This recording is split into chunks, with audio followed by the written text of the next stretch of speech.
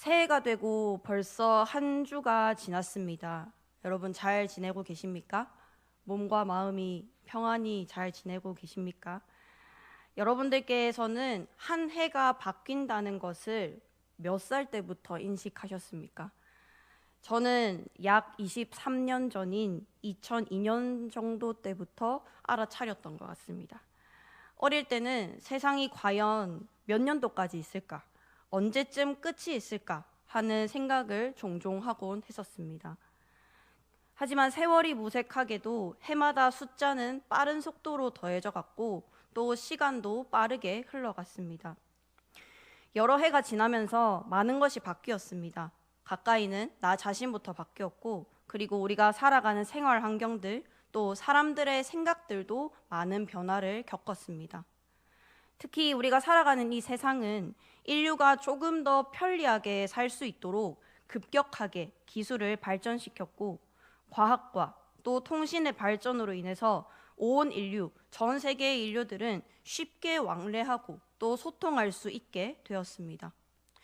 이러한 것들이 우리들의 삶을 윤택하게 만드는 것은 맞습니다. 하지만 이것으로 인해서 겪게 되는 치열한 경쟁들과 또 사회적인 불평등 또한 급변하는 노동시장의 현실을 우리는 체감하고 살아갑니다. 또 한 가지, 눈에 보이지 않지만 무서운 속도로 커져가고 있는 문제가 있습니다. 바로 오늘 제목에서도 유추해 볼 수 있는 바로 이 현대인들의 정신적인 어려움입니다. 지난 2023년도부터 출간되고 있는 한국교회 트렌드라는 책이 있습니다. 이 한국교회를 분석하고 또 이후에 내년에 이 것들을 전망하는 그런 책인데요. 이 책에 올해 처음 등장한 키워드가 있습니다. 바로 멘탈 케어 커뮤니티입니다. 정신적인 어려움을 가진 사람들이 한국 교회에도 예외 없이 많이 생겨났고 이제는 분석하고 또 전망해야 할 정도로 심각한 문제가 되었다는 것입니다. 기독교인들에게 정신 건강, 이 마음이 중요한 이유는 좋은 정신과 또한 좋은 심리적 상태가 건강한 신앙생활까지 이어지기 때문입니다. 성경에는 다양한 표현으로 이 사람의 마음을 기술했다는 것이 우리의 마음과 또한 신앙에 연관성이 있다는 것을 보여줍니다. 성경에서 마음이라는 단어를 발견하신 적이 있으십니까? 마음이 괴롭다, 마음이 하나님께 감동되다, 또 마음에 번민하다, 입술로는 공경하나 마음은 멀다. 이렇게 성경의 여러 인물들도 마음의 변화들을 겪었고 또 마음에서 비롯된 어려움들이 있었습니다. 또 이것을 보여주는 동시에 이러한 마음의 어려움은 그때나 지금이나 여전하다는 것을 보여주고 있습니다. 하물며 예수님께서도 마음과 목숨과 힘과 그리고 뜻을 다하여 주 너의 하나님을 사랑하라 라고 명령하셨습니다. 또한 어찌하여 너희 마음에 의심이 일어나느냐라고 질문하시면서 마음과 그 중요성에 대해서 계속해서 말씀하고 계시는 것을 우리는 볼 수 있습니다. 대체 우리는 어떻게 하면 이 영적 전쟁이 만연한 이 세상 속에서 하나님 앞에서 우리의 마음을 잘 지키며 오히려 이기면서 살아낼 수 있겠습니까? 오늘 주신 이 빌립보서 말씀을 통해서 영적인 전쟁터를 살아가는 우리, 특별히 이 우리의 마음이 이길 수 있는 세 가지 전략에 대해서 함께 나누고 묵상하기를 원합니다. 그리하여서 하나님께서 주신 이 굳건한 마음으로 더욱 승리하는 남은 3일 또 그리고 우리의 삶이 되기를 간절히 소망합니다. 첫 번째 전략입니다. 저를 한번 따라해 보실까요? 오른손을 가지고 마음아, 네, 한번 더 할게요. 마음아, 주 안에서 기뻐하라. 네, 첫 번째 전략은 마음아 주 안에서 기뻐하라입니다. 오늘 말씀에서 바울은 빌립보 교회에게 편지하면서 이들의 신앙생활 속에 마음의 흔들림이 일어났다라는 것을 말해주고 있습니다. 우리가 읽었던 말씀 바로 앞에 보시면은 2절에 각각 유오디아와 또 순두계에게 주 안에서 같은 마음을 품으라고 하는 것을 보면 이들이 마음이 틀어졌을 것이라고 우리는 추측해 볼 수 있습니다. 여러분, 우리 삶에는 영적인 전투가 끊이질 않습니다. 우리가 신앙생활을 잘할 때에도 잘하지 못할 때에도 영적인 전쟁은 계속해서 일어납니다. 하나님을 믿는 우리는 먼저 우리가 살아가는 이 세상이 영적인 전쟁터임을 바르게 인식해야 합니다. 믿는 사람들 중에는 영적인 전투가 있다는 사실을 모르는 사람과 영적 전투가 있다는 사실을 아는 사람만이 있을 뿐이지, 복음을 전하기 위해 힘쓰며 또 신앙을 지키는 자들에게 영적 전투는 반드시 있다는 것입니다. 또 한 가지 우리가 인정하고 또 받아들여야 하는 것이 있습니다. 그것은 바로 믿는 자들 간에, 이 그리스도인들이 모인 이 교회 공동체 안에서도 다툼이 있을 수 있다는 것입니다. 빌립보 교회 성도들은 1절에 바울이 사랑하고 또 사모하는 형제들, 바울의 기쁨, 또 면류관이라 불렸고, 또 빌립보서 1장부터 보시면 이 빌립보 교인들이 복음을 위한 일에 참여하는 자라고 칭하면서 이 빌립보 교회도 하나님 앞에서 정말 복음을 위해서 바르게 서기 위해서 다양하게 노력했다는 것을 우리는 알 수 있습니다. 하지만 이러한 노력이 있는 공동체에도 불일치가 있을 수가 있고, 또 하나님의 뜻을 거스르는 일들이 있을 수 있습니다. 이러한 것들을 우리는 먼저 인정하는 것이 필요합니다. 이 인정하는 것을 우리가 만약에 건너뛰게 된다면, 우리가 다툼을 만났을 때, 우리가 어려움을 겪었을 때 우리는 감정적으로 또 마음이 인식하는 대로 반응할 수밖에 없게 됩니다.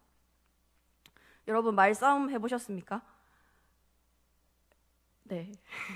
혹시 부부끼리 혹은 가정에서 혹은 교회에서 말싸움이 빈번하게 좀 일어나게 되는데요. 여러분, 다툴 때 주로 몸에서 어떤 반응이 일어나십니까?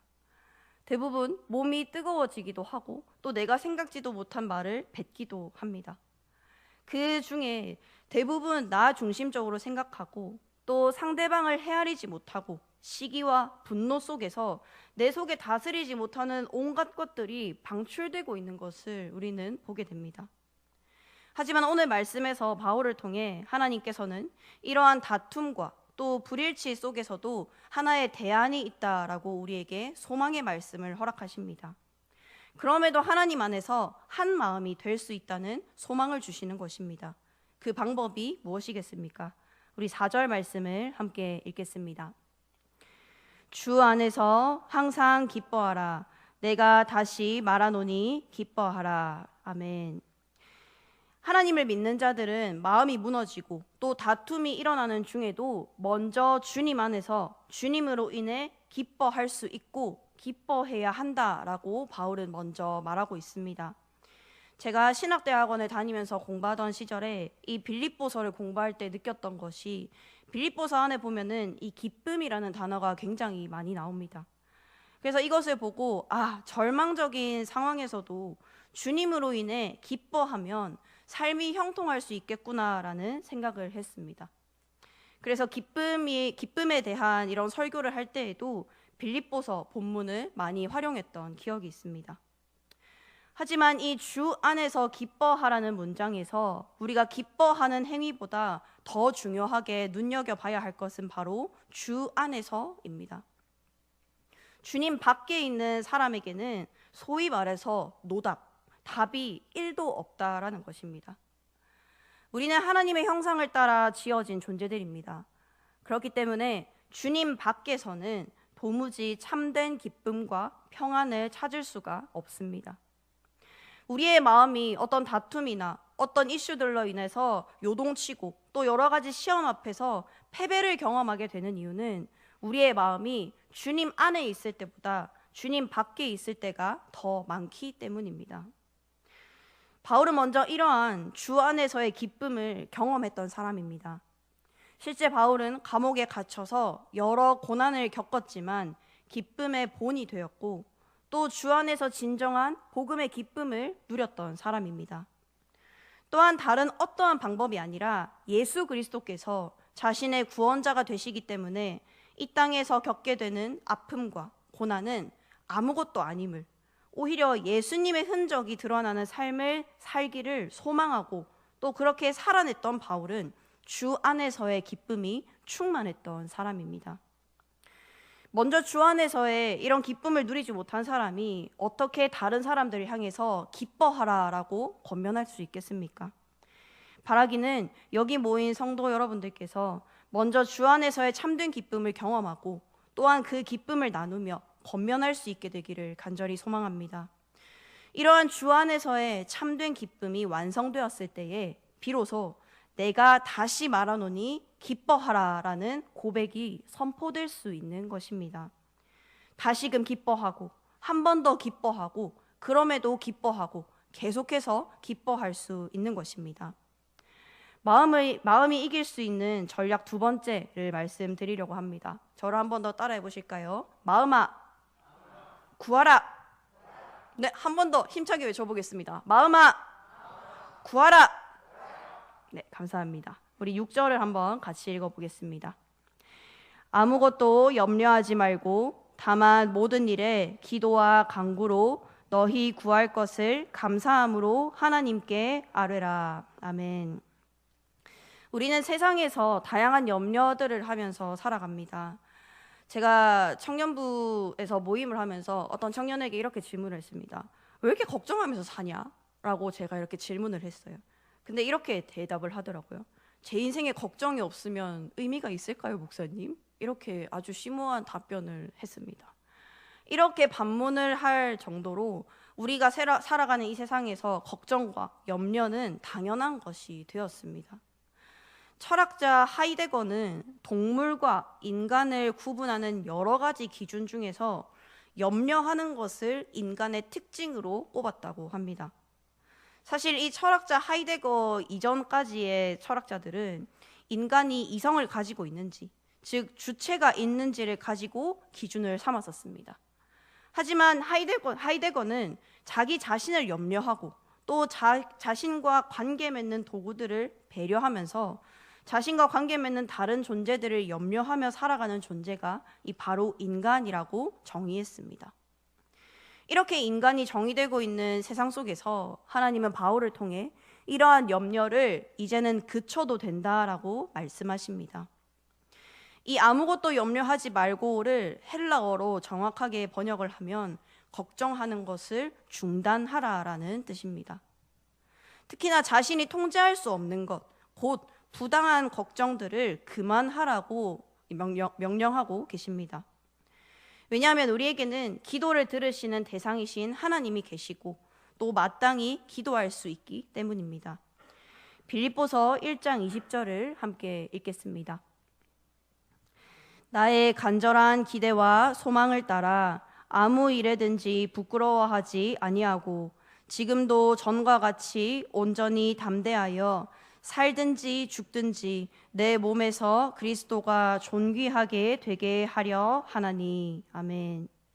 우리는 이 세상에서 잘 살아내기 위해서 주어진 생명과 또 우리의 명예, 자존심, 또 우리 사랑하는 가족들, 또 우리가 가지고 있는 돈, 또 꿈, 이러한 것들을 지키기 위해서 아등바등거리며 지친 몸을 이끌며 살아갑니다.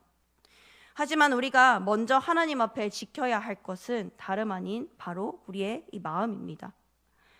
인생에서 지켜내야 할 것이 너무나도 많이 있지만 바울이 고백했던 것처럼 예수 그리스도가 내 몸과 마음에 새겨져 있다면 대체 뭐가 중요하냐는 것입니다. 다른 어떤 것도 필요 없이 내가 어떠한 상황과 환경에 처해 있든 상관없이 예수 그리스도만이 내 마음에 새겨져 있고 예수 그리스도만이 내 몸을 지배하게 된다면, 그렇게 그분이 나의 삶을 통하여서 드러나게 된다면 그 삶을 통해 주님께서 영광 받으시고 또 그것으로 만족한다고 바울은 믿음의 고백을 하고 있는 것입니다. 여러분, 하나님을 제대로 알고 또 하나님의 이 말씀의 맛을 제대로 경험한 사람이라면 인생에서 여러 문제들을 만날 때 낙심 먼저 하지 않습니다. 시편 119편 103절 말씀을 제가 읽겠습니다. 주의 말씀의 맛이 내게 어찌 그리 단지요 내 입에 꿀보다 더 다니이다. 아멘. 사람이기 때문에 인생을 살아가며 실망할 수 있고 또 좌절할 수 있습니다. 하지만 주 안에 있어서 이 꿀보다 더 단 주님의 말씀을 경험한 사람이라면 얼른 정신을 차리고 마음을 굳게 하여서 하나님의 돌보심, 하나님의 역사하심을 찾게 되는 사람입니다. 말씀을 붙들고 또 구하고 찾는 자에게 복에 복을 더하여 주시는 그 하나님으로 인하여서 마침내 우리는 그 복을 충만히 누리게 되는 것입니다. 그 고난과 또 어려움을 통해서 주님을 더욱더 찬양하고 오히려 감사하는 삶을 살 수 있게 되는 것입니다. 우리가 자주 찬양하는 찬양이 있죠. 슬픔 대신 희락을, 재 대신 화관을, 슬픔 대신 찬송을 주시는 그 선하신 하나님은 우리에게 이러한 것들을 주실 능력이 되시는 분이십니다. 하지만 우리는 구하지 않고 하나님을 찾지 않기 때문에 받지 못하는 희락, 화관, 또한 찬송의 고백들이 얼마나 많은지 모릅니다. 매주 수요일 청년들과 함께 야베스 기도회를 드리고 있습니다. 야베스라는 인물은 역대상 4장에 등장한 인물로 아주 좋지 않은 상황에서 출생했던 사람입니다. 하지만 하나님께 이 야베스는 진솔하고 또 간절하게 기도함을 통해서 놀라운 복을 받았던 한 인물입니다. 이 야베스의 기도라는 책에는 기독교 교사이자 또한 작가인 저자 브루스 윌키슨이 이 야베스의 기도를 따라서 기도했던 경험과 또 하나님의 놀라운 역사하심에 대해서 기록하고 있습니다. 그래서 한 이야기가 있는데 한 이야기를 제가 한번 들려드릴 테니 한번 머릿속으로 어떤 상황인지 한번 상상해 보십시오. 존이라는 사람이 천국에 갔습니다. 수많은 건물들 중에서 커다란 창고를 하나 존이 발견을 하게 됩니다. 근데 거기 천국에 도착했는데 먼저 도착한 베드로가 있는 것입니다. 근데 그 창고의 문을 도무지 열 수가 없어서 베드로에게 보여달라고 계속해서 조르는 것입니다. 근데 베드로는 이거 웬만하면 안 보는 게 좋을 텐데 하면서 계속해서 보여주기를 꺼리고 있습니다. 근데 존은 계속해서 보여달라고 졸랐죠.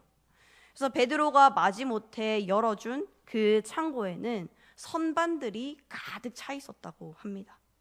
바닥에서부터 천장까지 가득 차 있는 그 선반에는 흰 상자에 빨간 리본이 묶인 상자들로 가득했습니다. 그 상자에는 사람들의 이름표가 각각 붙어 있었습니다. 존은 얼른 자신의 이름표를 찾아서 상자를 발견했고 주저없이 그 상자를 열었습니다. 베드로가 뒤에서 외쳤죠. 안 돼, 열지 마. 하지만 이미 열고 난 후였습니다. 과연 그 상자 안에는 무엇이 들어있었을까요? 여러분 어떤 것이 추측이 됩니까? 참고로 이 존이라는 사람은 좋은 신앙을 가지고 있었고 하나님을 섬겼던 사람으로 굉장한 자부심 속에서 상자를 열었습니다. 그 상자 안에는 이 존이 살아있을 때 동안 하나님께서 주기 원하셨던 복들이 빼곡하게 들어가 있었다고 합니다. 존이 구하지 않았기 때문에 받지 못했던 복들이라는 것입니다. 이처럼 우리는 하나님께 구하지 않아서 받지 못하는 것들이 많이 있습니다. 우리 마음에서 일어나는 영적인 전투에 대한 승리, 또한 마음의 평안, 이러한 것들 모두가 하나님께 구함을 통해서 우리는 충분히 얻어낼 수 있습니다. 왜냐하면 이미 승리하신 예수 그리스도께서 우리 몸에 그 예수님의 흔적을 남겨주셨고 또 우리 마음에 성령 하나님으로 내주하고 계시기 때문입니다. 이렇게 쉽게 흔들리고 금방 낙심하는 우리의 마음을 지배하기 위해서는 그리스도를 바르게 그리고 제대로 알아야 합니다. 이 예수 그리스도를 밝히 알게 되면 이 제대로 말씀의 맛을 경험하게 되면 고단한 인생길 속에서도 하나님을 만나는 기적적인 체험을 할 수 있는 것입니다. 여러분 그럼에도 우리의 마음이 어디로 가야 할지 갈피를 잡지 못한다면 이 마음과 또한 모든 것의 모범이 되시는 분 예수 그리스도의 마음을 생각하고 본받읍시다. 우리가 품고 닮아가야 할 마음은 바로 예수 그리스도의 마음입니다. 빌립보서 2장 5절에서 8절 말씀을 우리 화면을 통해서 함께 읽겠습니다. 너희 안에 이 마음을 품으라. 곧 그리스도 예수의 마음이니 그는 근본 하나님의 본체시나 하나님과 동등됨을 취할 것으로 여기지 아니하시고 오히려 자기를 비워 종의 형체를 가지사 사람들과 같이 되셨고 죽기까지 복종하셨으니 곧 십자가에 죽으심이라. 아멘. 예수 그리스도께서는 하나님의 본체시지만 하나님과 같은 대우를 받기 위해 애쓰지 않으셨던 분입니다. 하나님께서 보내신 이 구원자의 사명을 다하시기 위하여 자신을 비워서 종과 같이 또한 사람들과 같이 되셨던 분입니다. 또한 그 두려운 십자가의 형벌을 친히 감당하사 마침내 구원을 이루신 분입니다. 이처럼 온유하고 이처럼 겸손한 예수 그리스도의 이 마음이 우리가 본받아야 할 그 마음입니다. 우리가 살아가는 삶의 현장에서 온유하고 겸손한 예수님의 성품을 드러낼 때에 그것은 우리의 인격이 되고 또 우리가 어찌할 수 없는 이 마음을 평안히 그리고 잠잠히 다스릴 수 있는 능력을 가지게 되는 것입니다. 더불어 우리 인생 곳곳에서 강력하게 역사하시고 하나님께서 우리와 함께 하시는 그 하나님을 우리가 믿음의 눈으로 만나게 되고 결국은 사라지고 말 허무한 것에 우리의 인생을 거는 것이 아니라 하나님의 말씀을 실천하며 그 사랑을 드러내기 위해 이 구원의 기쁨의 소식인 복음 전파의 사명을 감당하는 것에 인생을 거는 사람으로 살아갈 수 있게 되는 것입니다. 마음이 이길 수 있는 마지막 전략을 소개해 드리려고 합니다. 우리 마지막으로 한번 따라해 볼까요? 마음아, 맡겨라. 네, 마지막으로 한 번 더 선포하겠습니다. 마음아, 맡겨라. 감사합니다. 우리 6절과 7절 말씀을 함께 읽겠습니다. 아무것도 염려하지 말고 다만 모든 일에 기도와 간구로 너희 구할 것을 감사함으로 하나님께 아뢰라. 그리하면 모든 지각에 뛰어난 하나님의 평강이 그리스도 예수 안에서 너희 마음과 생각을 지키시리라. 아멘. 우리 인생에 있어서 이 마음이 중요한 이유, 이 마음을 잘 지켜야 하는 중요한 이유는 마음이 몸과 생각을 움직이게 만들기 때문입니다. 지지난 주일이었죠. 우리의 마음을 아프게 했던 항공기 사고가 있었습니다. 수많은 사람들이 아파하고 있고 더불어 수많은 사람들이 도움의 손길을 내밀고 있습니다. 제가 이 말씀을 준비하는 중에 지난 토요일자로 기재된 기사 한 건을 보았습니다. 경기도 수원에 거주하고 있는 한 초등학생이 시외버스를 타고 유가족들이 잠시 머물고 있는 무안의 임시 숙소로 자원봉사를 혼자 온 것입니다. 보호자를 동반하지 않고 오전 6시 50분 차를 직접 예약하고 타고 온 이 전시윤이라는 이 친구는 현장에서 라면 박스를 줍고 또 분리수거를 하면서 도움의 손길을 보탰다라고 합니다. 그리고 꼬박 하루가 지나서 오후 6시가 다 되어서야 이 수원행 버스에 다시 오른 전시윤 군은 어떻게 오게 되었냐는 한 기자의 질문에 이렇게 대답했습니다. 유족들과 조문객이 우시는데 제 마음도 너무 슬펐습니다. 일반적인 봉사가 아니라 슬픔을 나눈 봉사라는 생각이 들었습니다. 이렇게 이 친구가 답변을 했다고 합니다. 그렇습니다, 여러분. 우리의 연약한 마음은 몸과 생각을 움직이게 만듭니다. 연약한 마음이라서 아무런 힘이 없는 것처럼 느껴질 때도 있습니다. 하지만 우리의 이 마음은 놀라운 파급력을 가지고 있습니다. 몸이 건강하고 그리고 여건이 되는데도 이 예배의 자리, 기도의 자리에 나오기 힘들고 또 마음이 어렵기 때문에 누군가를 보기에 거북한 마음이 들고 또 어떤 모임에 나가고 싶지도 않고 심지어 마음이 어려워서 말씀을 읽고 싶지 않고 기도하고 싶지 않게 만드는 모든 것이 바로 이 마음의 어려움에서 비롯된 것이기 때문입니다. 그렇기 때문에 우리는 마음을 잘 다스리며 하나님의 사랑을 닮아가야 합니다. 마음을 잘 다스림을 통하여서 하나님의 사랑을 베풀고 또한 상대방을 품을 수 있는 힘을 가져야 하는 것입니다. 하나님 앞에서 이 험한 풍파 속에서도 올바른 신앙생활을 할 수 있도록 우리의 마음이 먼저 굳건하고 단단한 힘을 가져야 한다는 것입니다. 바라기는 한계를 가진 우리의 생각에 이끌리고 또 지배받는 우리의 이 연약한 마음이 아니라 하나님께 온전히 맡기어서 하나님의 말씀 아래에 반응하고 움직이는 그런 마음이 되기를 기도합니다. 그렇기 때문에 사실 이 7절은 6절이 전제되었을 때에 역사하는 하나님의 말씀입니다. 하나님의 보호와 또한 하나님의 인도하심에 대한 의심에서 나오는 그런 염려를 거두고 오직 주님을 신뢰함으로 주님께 기도하고 간구하는 우리가 되어야 합니다. 염려 대신 기도하고 간구해야 하는 것입니다. 한 성서학자는 이렇게 말했습니다. 그리스도인이 어떤 필요와 위협을 느낄 때 그것을 해결하는 방법을 세상에서 찾을 때 그것은 염려로 나타나고 하나님께 찾을 때 기도와 간구로 나타난다. 그리고 그 결과로 염려는 우리의 패배로 나타나고 기도와 간구는 하나님의 복과 은혜를 가져온다. 우리가 더욱 깨어서 하나님을 찾고 또 어느 상황에서든지 하나님께 기도와 또한 간구로 나아갈 때에 하나님께서는 우리에게 예비하신 복과 은혜 또한 마음의 평강을 우리에게 넉넉히 허락하여 주실 줄을 믿습니다.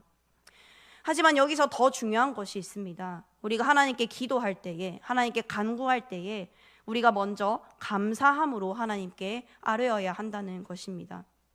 많은 그리스도인들이 특히 오랫동안 신앙생활을 해온 사람들에게 나타나는 특징 중에 하나가 기쁠 때, 마음이 좋을 때에, 일이 잘 풀릴 때에 하나님을 생각하지 못한다는 것입니다.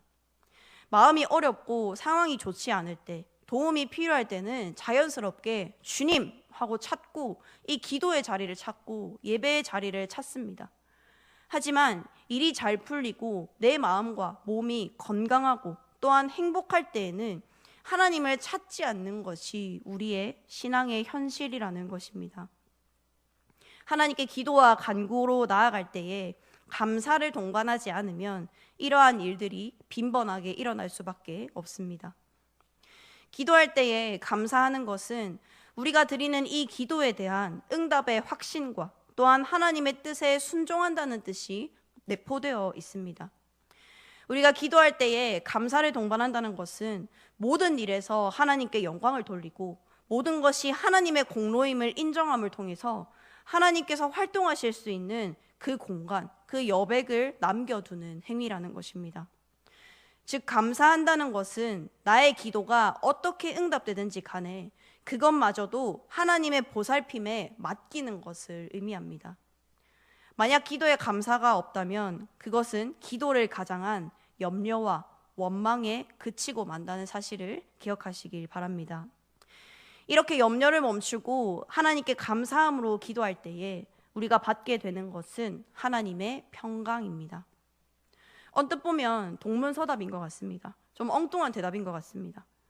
염려를 멈추고 감사함으로 하나님께 기도하면 우리가 가지고 있는 이 염려, 걱정거리의 원인을 해결해 주셔야 되는 거 아닙니까? 하지만 하나님은 그렇게 말씀하시지 않고 영적 전쟁이 그칠 것이다 라고 말씀하시지 않고 우리의 마음과 생각을 지켜주신다고 말씀하십니다. 우리에게 필요한 것은 이 문제의 싹을 잘라버리는 것이 아닙니까? 하지만 우리의 필요를 잘 아시는 하나님께서는 더 시급하고 더 중요한 문제를 해결해 주십니다. 왜냐하면 염려는 우리 마음에서부터 시작되고 이 마음을 잘 지키지 못하여서 영적 전쟁에서 휘청거리며 쓰러지는 것이 우리의 마음이기 때문입니다. 하나님께서는 염려가 시작되는 우리의 마음을 지켜주시고 또 우리가 영적 전쟁에서 마음을 굳건히 할 수 있도록 도와주시는 분이십니다. 잠언 4장 23절 말씀을 함께 화면을 통해서 읽겠습니다. 모든 지킬 만한 것 중에 더욱 내 마음을 지키라. 생명의 근원이 이에서 남이니라. 아멘. 우리가 이처럼 하나님의 도우심으로 인해서 마음을 잘 지키고 결국은 승리해야 하는 이유는 우리의 생명이 여기에 달려있기 때문입니다. 치열한 영적 전투의 현장에서 마음을 잘 지키지 못하는 사람은 마치 숨을 쉬고 살아있는 것처럼 보이나 영혼이 죽은 상태인 것처럼 그리스도인으로서 이 세상에서 아무런 영향력 없는 그런 삶을 살아내게 될 뿐입니다. 하나님께서는 우리가 비록 어렵고 힘든 삶을 살아가고 있지만 하나님으로부터 오는 활력, 힘과 능력을 얻어서 이 그리스도인으로서 하나님의 자녀로서의 명예를 지켜가는 삶을 살아가기를 원하시고 또한 이 순간에도 우리를 응원하고 계십니다. 염려와 걱정이 가득하며 또한 영적 전쟁이 끊이지 않는 삶 속에서도 오직 주님 안에서 기뻐하며 하나님께 감사함으로 간구하며 우리를 빚어가실 하나님께 모든 것을 맡김으로 이 마음을 지키면서 마침내 승리하며 살아내는 저와 여러분이 되기를 간절히 소망합니다.